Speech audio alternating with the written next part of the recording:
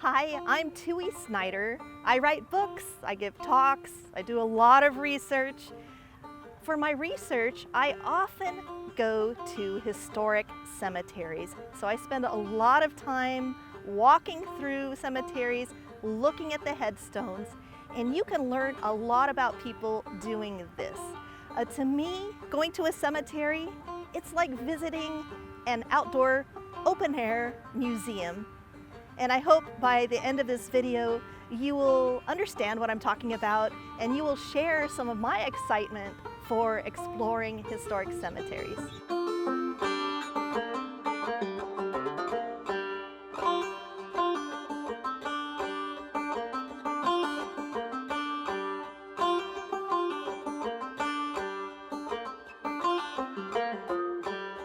So we have a really beautiful monument here. This was pricey. There was a lot of care, a lot of craftsmanship went into it. I just wanted to point out that the lettering here is raised. Anytime you see raised lettering, that takes a lot more effort. You know that to carve around here and leave that in relief, that is really interesting. Then we have this beautiful script. You know, that took some real skill and not something you see these days. I was talking earlier about how I spoke at a monument builders group, and I would show them some of these older monuments, and they were just astounded. They were like, we would never do script today. That is too hard. This is a veteran's grave, which is the focus of our film, and we have George Glasscock here, and it says he was a soldier in the army that delivered independence of Texas. And then we have his wife over here. So the two of them are buried in this plot. Now we have an arch here, which the arch is symbolic of triumph over death. And you can't build an arch unless you have a keystone. To support that arch structure, they have to have this keystone shape. And when I see that, you see the letters in there, HTWSSTKS. That's one of the clunkiest acronyms ever, right? I mean, that's not catchy, but that's what they came up with. That stands for Hiram, Tyrion's widow's son, sent to King Solomon. And when you see that, we know that this man was a member of the Royal Arch Masons, and that he made it at least to the 3rd degree, because in the 3rd degree is when you learn this story about Hiram. His name was Hiram Abiff, and he was he was the head architect for King Solomon's temple. And he got killed by some guys who tried to make him give up his Masonic secrets. But he went to his grave. And so that is one of the teachings for the Royal Arch Masons. So when you see this, you go, oh, okay, Mr. Glasscock was a Royal Arch Mason. He made it at least to the 3rd degree. Now, this is a marital handshake up here, because we have the gendered sleeves. You can kind of see him over here, sort of a masculine cuff, and then she has a little frillier feminine cuff. Although men often wore pretty frilly clothes in the past, so that could be a little hard to tell. This is a very nice pink granite marker here, and one of the first things you notice when you walk up to it is you can see the Masonic compass. Now the G in the center of that stands for 3 things, actually. It stands for the grand architect, who's God. It stands for gnosis, which means knowledge. And it stands for generation, because you want to pass your knowledge down through the generations. We can tell that Richard Bach II was a Mason. It says he was born in Philadelphia, 1784, died Austin, Texas, March 1847. Patriot, statesman, and Masonic leader. He, as we go on here, San Jacinto, lots of battles. He was War of 1812. And as you come down here, there's more about his Masonic leadership. He was a Grand Warden, a Grand Treasurer, Grand Lodge. Now what's interesting here is we can tell, because down at the bottom we have the double-headed eagle of Lagash. And that is a Masonic symbol. It means he's a Scottish Rite Mason. And the 32 in the middle on the chest of the eagle means he reached the 32nd degree. That's the highest degree of Masons. The symbolism of this double-headed eagle is that it shows mankind's dual nature, good and evil, and also the ability, the need to balance both sides of your nature. And there's a lot of teachings in the Masons about that. So this is erected by the Austin Scottish Rite Temple. But if it didn't say anything at all about the Scottish Rite Masons, we would already know that he was a member from that double-headed eagle. Wow, this is a really gorgeous obelisk here. And obelisks are often used to mark a family plot. The form itself is an ancient Egyptian form, and to the ancient Egyptians it stood for worship of the sun god Ra. So the very tip of the obelisk to represent the heavens, and then where the obelisk touches the ground, that stands for earth. So this is the connection between heaven and earth.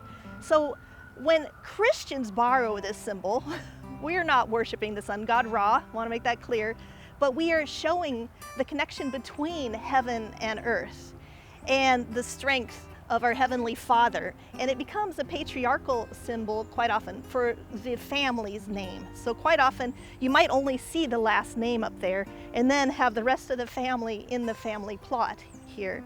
But this one that we have is for Tom Green, who was a soldier in the Battle of San Jacinto and in the Indian Wars of the Republic of Texas. He was a member of the 4th Congress of the Republic of Texas and an official in the 2nd, 3rd, 5th, 6th, and 8th Congresses, captain in Hayes Regiment of Texas Rangers in the war between the United States and Mexico, clerk of the Supreme Court of Texas from 1841 until 1861, brigadier general in the Army of the Confederate States. He fell in the battle at Blair's Landing, Louisiana on April 12, 1864. So he saw a lot of conflict in his life, and we have an amazing monument for him. So the very first official stone markers for veterans were adopted after the Civil War. So we're talking 1873. Before that, they used wooden markers, which only had a lifespan of maybe 2 years. So in the long run, not very practical or cost effective. So in 1873, the War Department created what is known as the Civil War marker. And they are rounded on the top. They are made of white marble. They have either a shield that is engraved inside them or just the outline of a shield. If known, they will have the name of the soldier, a little bit about what rank and unit they were with. Now, the thing to remember about these Civil War markers is that they were originally only for Union soldiers. Confederate soldiers did not get these. It wasn't until 1906 that an official marker was created for Confederate soldiers. And one of the first things, the most easily recognizable feature, is that they come to a point. So you'll see that even from a distance when you're walking through a cemetery, you can notice, that one comes to a point. It's probably a Confederate marker. Now, I don't know why they chose to make it come to a point. I mean, more than one historian has told me the little tale that's so that it would keep the damn Yankees from sitting upon it. But that's just one of those things. I don't think that's really why. Now, it's made of white marble too. They're 4 inches thick. And one thing you're going to notice when you start looking at a lot of different veterans markers is that the height is going to vary from marker to marker. If you go to the VA's website, they explain that the height is supposed to be 12 inches. It should go just below where they have marked, a little bit below, and that much dirt. It should be that deep in the dirt. And the reason for that is simply for stability. You think, here's this gorgeous white marble, why should I be burying so much of it? That keeps it from, as we see here, it's kind of leaning forward. Maybe if they had buried it to here, it might be standing a little more upright. Now, the other thing that's interesting here is that they have this engraving. This is the Southern Cross of Honor. And in the center sometimes you can see CSA for Confederate States of America, and that's what that stands for. Another clue that you have a Confederate soldier lying here. You can tell from a distance this is a Civil War type of marker. Now you might say, wow, but he fought in the Spanish-American War. Well, the Civil War type marker was used for Union soldiers. It was also used for Revolutionary soldiers. Basically any battle up until World War I, unless you were a Confederate soldier. If you're a Confederate soldier, you get the pointed top. Everybody else gets the rounded top.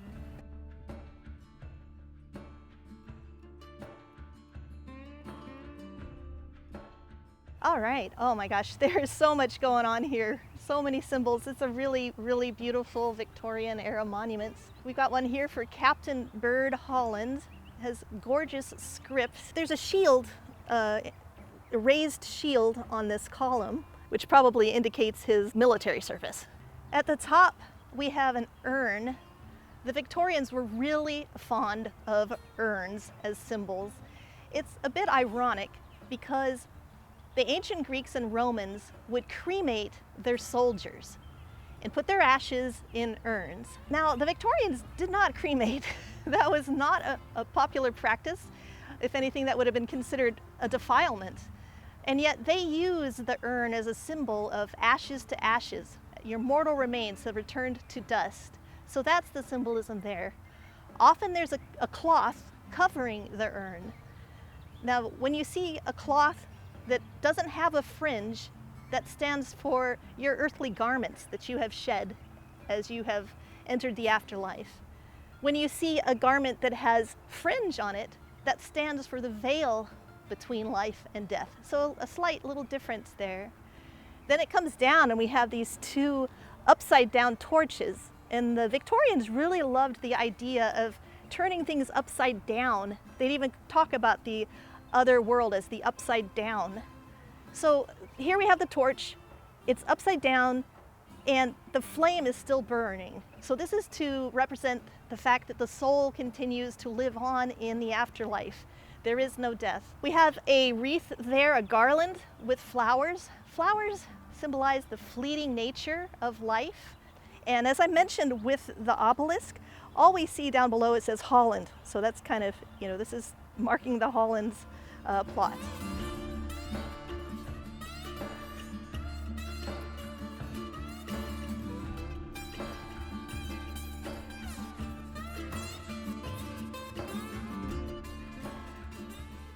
All right, this one's really tremendous. Now you might notice some similarities between this one and Colonel Bird Holland's, which is right next to it. We have a similar themes with the symbols at first. We've got that urn that's got the drape over it. It's on a column. We have the flower garland. We have inverted torches. But then we get down here and we see some different things. We see, we have a handshake here, a marital handshake. We can tell by the gendered sleeves. This looks like a man's sleeve. This looks more like a woman's sleeve. Even the hand looks more petite. This is really sweet. His cufflink is a little heart. I've never seen that before. That's really sweet. So that's showing their union as husband as wife. And then it says Francis Dietrich. And we have crossed cannons, which usually means that he was a member of the artillery unit. So we have another veteran here, and just really lovely, gorgeous, it's in such great shape. So some interesting symbolism there. We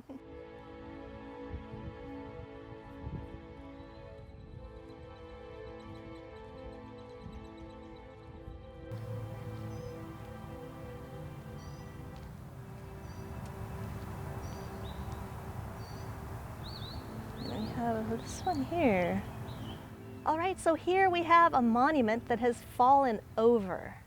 And so this is, I've never seen one preserved quite like this. So they have put a nice casing here to protect it. At the bottom, unfortunately, got pretty broken. But this is for Washington Anderson, who was a San Jacinto veteran. Up top here we have a quatrefoil, these 4 leaves. This stands for the gospel, so Matthew, Mark, Luke, and John. Here we have Holy Bible, no guessing what book that is. They made it pretty obvious to show his Christian faith. He was a San Jacinto veteran, and he came to Texas in 1853, born 1817, died 1894.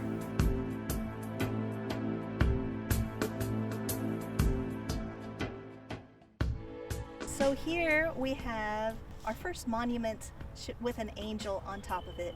And if you look in his left hand, this angel is holding a trumpet. So this is Gabriel, the angel Gabriel.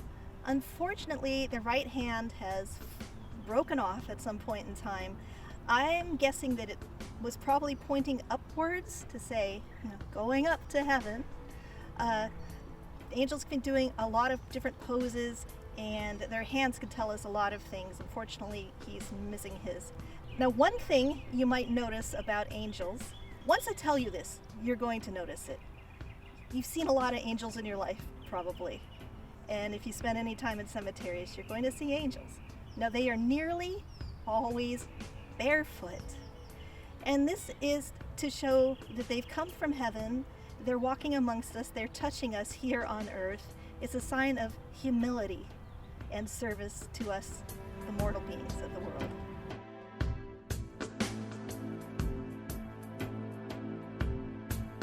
All right, so I'm walking over here. We have Mrs. Susanna Dickinson Hanig, mother of the Babe of the Alamo. This is incredible. I've never seen the Alamo on a tombstone before. This is quite an opulent marker we have here with his scroll coming down.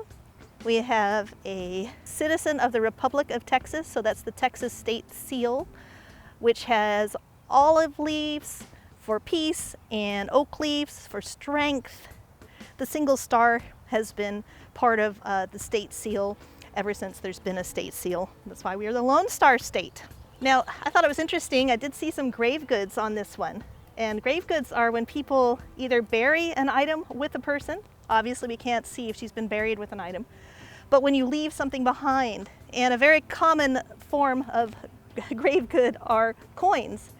And this is an ancient practice. It actually goes back to ancient Greece, when they believed that when you died, you needed to cross the rivers of the dead, but there's a ferryman and you got to pay the ferryman. So they would put coins in the mouth. And if you didn't pay the ferryman, you were doomed to wander the shores of the rivers of the dead for 100 years. So that's where that tradition starts. Now, there is something that gets a lot of play. People email me about this. They started sending me things in about the 2009 and on, saying that on military graves, different coins mean specific things. They say that like a nickel means you served in the same squadron.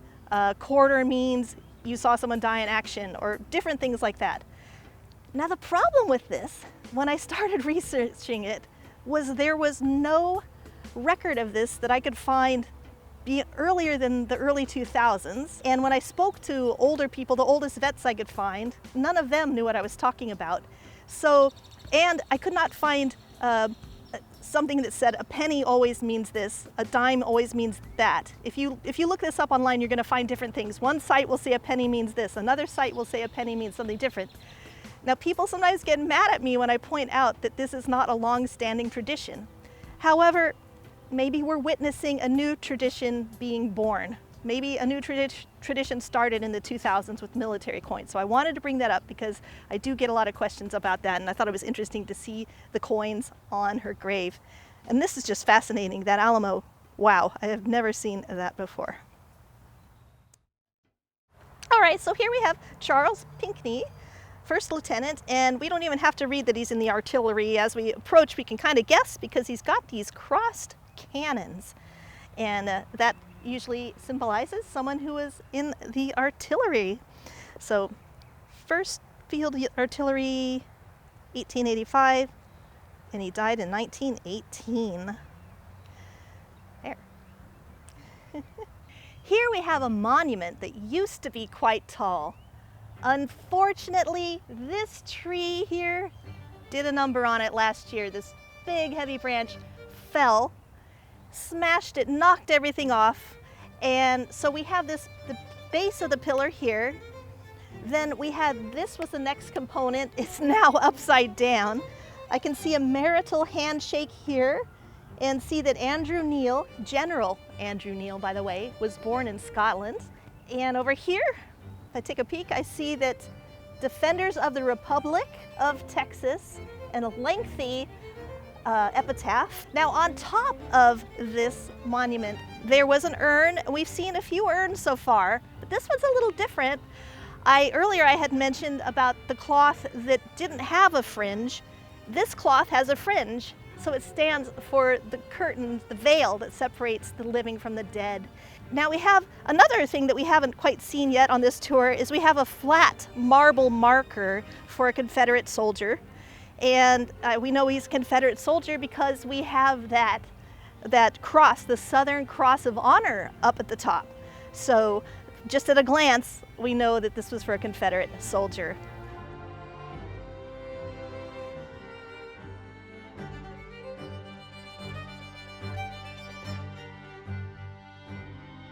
So far I've talked about the Civil War type of marker, the Confederate type of marker, but we have not talked about the third official type of marker, which is called the general type of marker.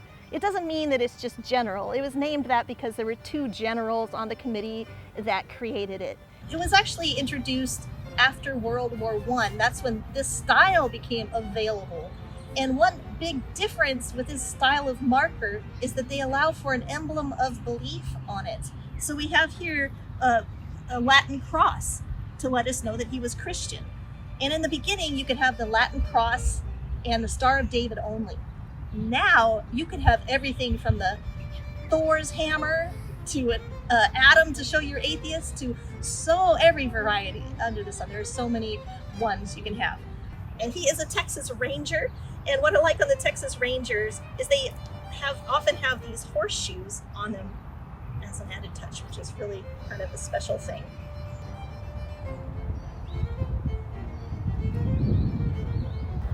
So here we have the headstone for a veteran named James Monroe Terrell. I've talked about official military headstones, but you don't have to use the official military headstones if you're a veteran. That's just an option that you're offered. Any cemetery in the world, it doesn't matter. If you're in an unmarked grave and you're a veteran and you meet certain criterion, you will be able to have an official military headstone. But you don't have to have one, and here's a great example. This is a very nice, his family purchased this kind of rusticated style headstone, and it lets us know that he served in the military. And just because it isn't an official government issued headstone doesn't mean it's not important. And here we have a little footstone with his initials JMT as well. Another veteran's grave, this is William H. Holland, born 1849, died 1907. And as I said before, you didn't have to use the official military headstone. If your family could afford a nice grave, a nice monument such as this, you would do so. Now this, the borders are falling apart a little bit, but originally the family would have planted this with flowers. So these are flower beds when you see these. And when they're small and on a child's grave, we call them a cradle grave. This is literally a flower bed. Here we have a very beautiful glossy granite monument for the family of Everett H. Givens, DDS. Now we have a cross here with the initials IHS, and sometimes those are put on top of each other and it actually looks like a dollar sign. People will ask me, why did I see a dollar sign on Grandpa's grave? But in this case, you can really clearly see it's IHS. That stands for Jesus Hominum Salvator, which means Jesus, the Savior of mankind. And if we go to the other side of this headstone here, we're going to learn some more interesting things about Mr. Givens. On this side of the headstone, if we look up at the top, we see a caduceus, or some people say caduceus, depends on how you want to pronounce it. The caduceus is an ancient Greek symbol. It has to do with Hermes, who is the messenger god between the gods and us mortal beings. And so he had a staff with these two snakes twined around it. At the top, the wings. Now on the side, you'll see that it says DDS, and that stands because Mr. Givens was a doctor of dental surgery. In the Army Corps in 1902 adopted the caduceus for medical professionals who served in the military. And what's a little funny about this is that the ancient Greeks also had a different symbol for a different god, Asclepius. And Asclepius is the god of healing and medicine. And he has a staff as well, but with one snake on it. So after you've seen this film today, maybe you're driving home and an ambulance passes you by, you might see that image of a one staff with one snake. That is referring to the god of medicine, the ancient Greek god of medicine. Now, some people think that, hey, they didn't have Google back in the early 1900s. Someone got a little confused between the caduceus and the rod of Asclepius. But in any case, the caduceus has become traditional as a symbol of the medical field. And here we have a good example of it for this man, Everett, who served in the military as a dentist.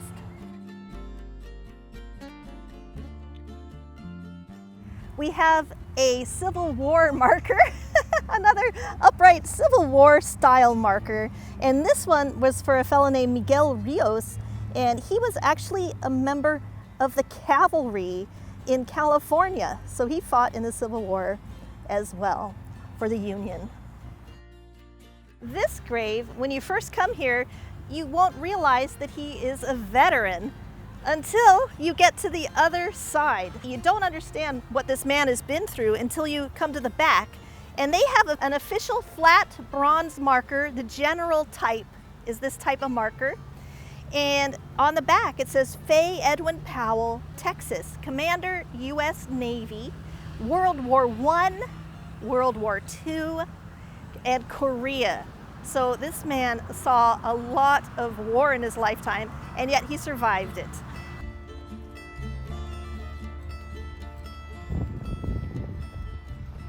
So here we have the Sidivar family plot, and we have the Reverend Nicholas R. Sidivar.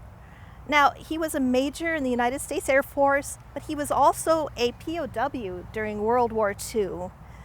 And it has the nice epitaph, a seeker and teacher of truth and love. Now that's nice pink granite. We have one here, another pink granite, which we believe is his son, Robert Gray Sidivar. He was a naval flight officer, and that's why he has that insignia up above with the wings and the shield and the anchors for the U.S. Navy. Here we have another good reminder that you should always take a look on the back side of headstones just in case there's more information there. And as we've seen a few times today, people will affix bronze plaques to the back of them with information about these veterans. So we have two brothers here. We have Herman Schiffer and we have his brother Hunter, and both of them were captains in the Army during World War II. But when you approach the headstones from the front, you do not get that information. So you have to go behind them to find out how they served. So here we have a Civil War style marker for George Jones. One thing that I find quite interesting is that he has that little marker in the ground in front of it that says the 3 chains and then FLT. This lets us know that he was a member of the Independent Order of Odd Fellows. And the FL and T stand for Friendship, Love, and Truth. This was a fraternal order that if you spend any time in historic cemeteries, you are going to get to know the Odd Fellows, because the first thing they would do when they would start a chapter in a new town is they would either start a cemetery called the Odd Fellows Cemetery, or they would buy up a whole bunch of plots for their members to use. And we are in an area where there are several members of the Odd Fellows. And in case you wonder why they're called Odd Fellows, when the group started in the 1700s, they thought that they were odd fellows for caring about charity and benevolence. That made them odd.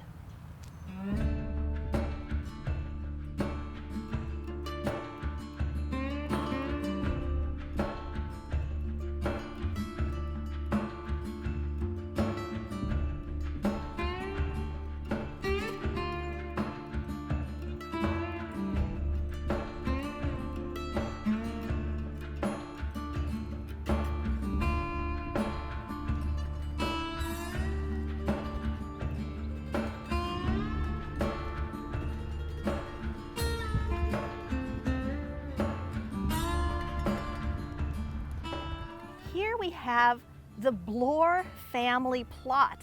They have a very large monument, and part of what makes it so interesting are the Gothic touches. They have a hint toward Gothic architecture here, like in a Gothic cathedral. Now, you might look at the design on the front, those two squares they have. They've taken the matriarch and patriarch, they've taken their initials. So we have Alfred Sutton Bloor, ASB, and they've melded those three letters together to create a design.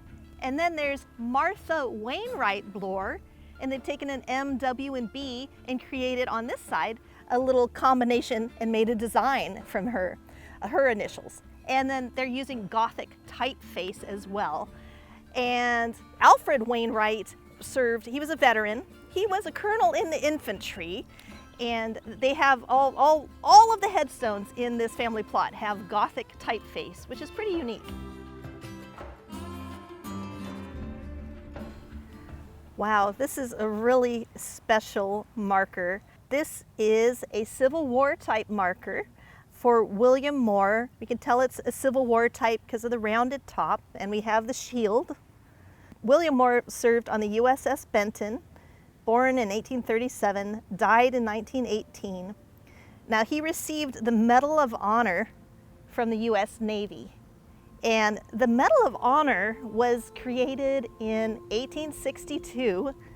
So the Civil War, we were in the full throes of the Civil War. So they incorporated that idea into their symbolism. If you look in here, you might not realize what's going on. If you see the actual medal itself, it's much more plain.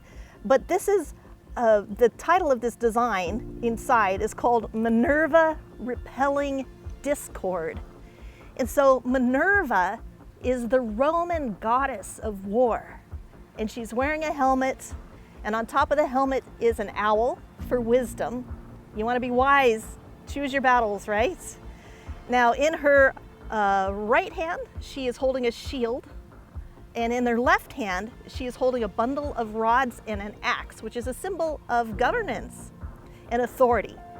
Now, the shield that's in her right hand, that stands for the Union, and she is pushing away a man, and the man that she's shoving away with that shield that she brandishes is Discord, and he is holding snakes, and he's kind of writhing away from her with these snakes. And that discord that they're talking about is, hello, our Union is being destroyed right now. And Minerva, the Union, we are trying to dispel this. That's why we're fighting this war, boys. And so when they created the Medal of Honor, it's just chock full of symbolism, and they still use that symbolism to this day, and I just think it's a really wonderful monument for that reason and symbol.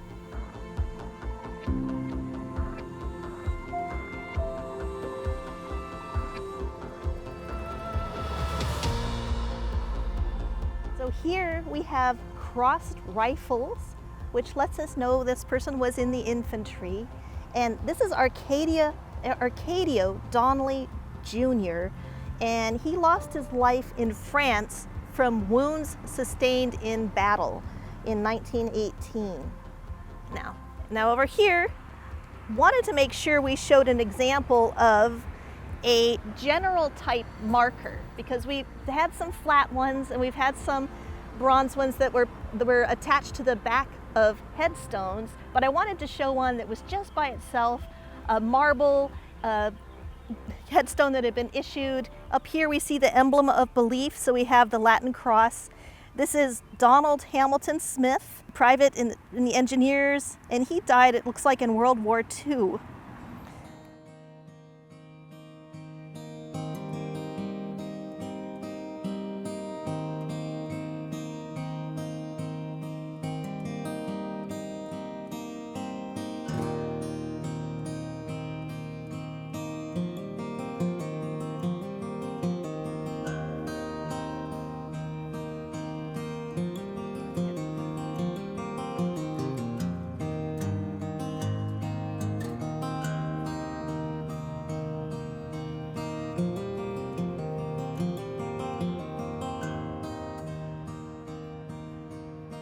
is such a beautiful monument. We have the double heart for Mr. and Mrs.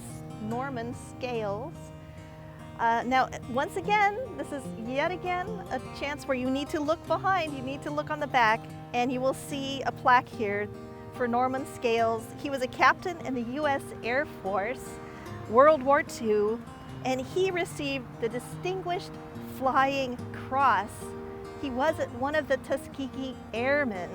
So this is very special, and I thought this was great. Someone left this little, as a grave good, they left a little pin with wings and a propeller for him. So I don't know who left this, but that's a special little touch here as well.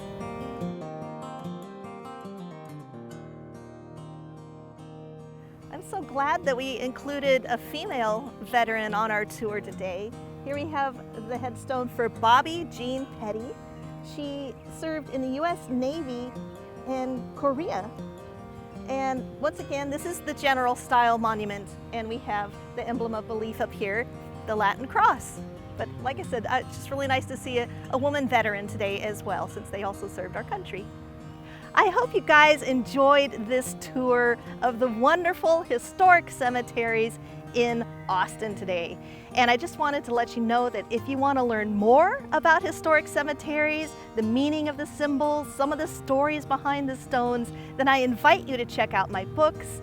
You can find them on Amazon. You can also come to my website, which is just my name, tuisnider.com. I offer a free guide to the meaning of hands there.